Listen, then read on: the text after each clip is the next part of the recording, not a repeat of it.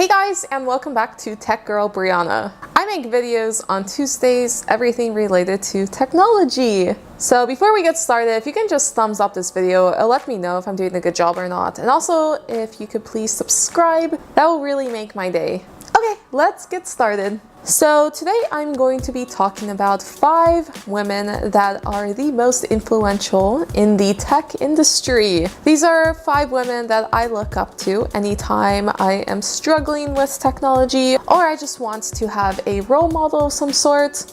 In my personal life, I don't have too many female role models, especially when it comes to the tech industry. So instead, I look at some of the world's most influential tech women, such as the women I'm going to be sharing with you right now. If you're a girl or a guy out there, I really hope that some of the stories and facts I share about these people really inspire you. Okay, let's get started. I just have my MacBook here so I can create a little list here. Hope you guys don't mind.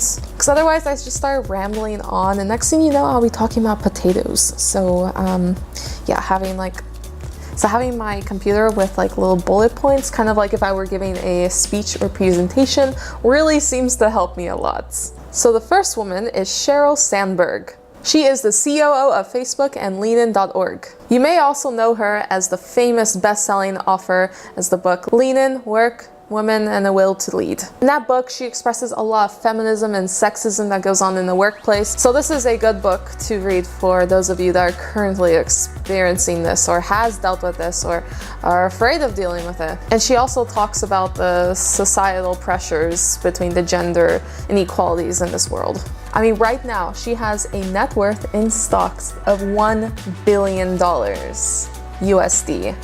Wow. She is the first woman in Facebook to work in the board of directors. What's also cool is she spent about 1 year working in India. She dealt with several illnesses, as well as working with blindness and AIDS. Now that's cool. I definitely love a woman who's not only a boss lady, but has definitely given back to the world.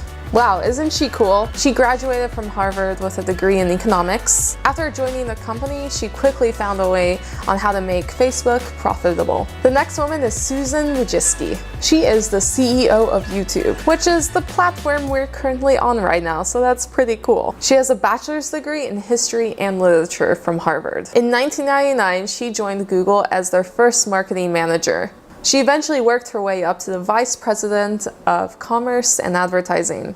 While she was working at Google, she finally convinced Google to actually buy YouTube because at the time they had Google Video. But as you can see, buying YouTube was honestly one of the best things that's ever happened to Google. So because of that, in February 2014, she became the CEO of YouTube. She has a net worth of $410 million.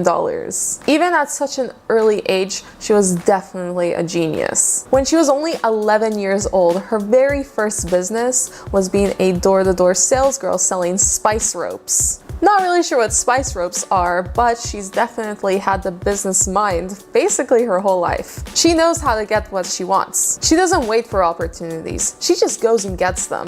That's what I really like about her. She's quite the go-getter. Another reason why I really like her is she and I have something in common, but she is a duo US and Polish citizen as well as I. So I think that's kind of cool that we're both Polish Americans. She's also an advocate for many different causes, such as the expansion of paid family leave. She really values keeping family life and work life very separate, the plight of Syrian refugees, fighting against gender inequality and discrimination in the technology companies, and just in general, she's trying to get young girls interested in computer science. She is an advocate for trying to push the movement among schools all over the nation and the world. The next influential woman is Virginia, aka Ginny Rometty. She is the CEO of IBM. IBM is a pretty huge company and it's been around a really long time. It's used in a lot of modern day technology as well. In 1981, she joined as a systems engineer for the company. In her early life, she definitely had a rocky road. She was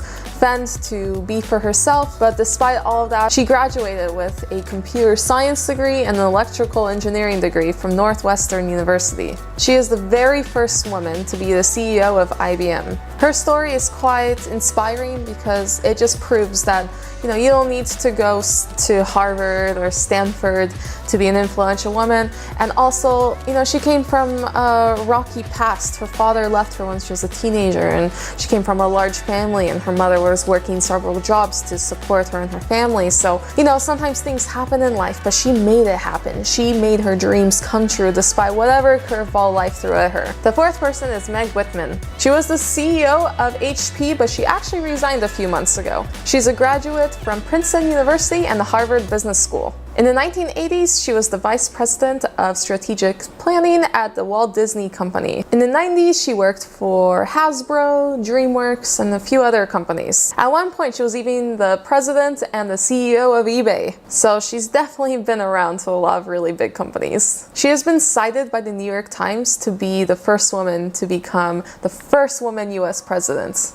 Let's see if that happens one day. That would be kind of cool. And her current net worth is $1.3 billion. Wow, that's crazy. I mean, that's just insane. And the very last woman I'm going to be sharing about today, even though there's so many great women out there, is Marissa Mayer. Marissa Mayer was the CEO of Yahoo from 2012 to 2017. She also worked for about 10 years at Google as a spokesperson and an executive. She graduated from Stanford University. She switched her major from pediatric neuroscience to symbolic systems. I had to look up what symbolic systems was because I've never heard of that degree before. So symbolic systems, a major which combined philosophy, cognitive psychology, linguistics, and computer science. Whoa, that is definitely very intense. What's also kind of cool is when she was at Stanford, she performed the Nutcracker performance with her ballet group. She danced in ballet her whole life and is something that she is passionate about. So yes, you can both be a literal genius and a ballet dancer at the same time. That's kind of cool. She's also done other great things such as volunteered at children's hospitals and helped bringing computer science education to schools in Bermuda. Interesting fact about her, that in 1999, she was Google's 20th employee. I mean, think of the thousands that work at Google now, and she was the 20th employee. That's crazy. All right, what do you guys think? Which woman was the most influential for you? Did any of them influence you? But until next Tuesday's video, make sure you like and subscribe if you haven't yet.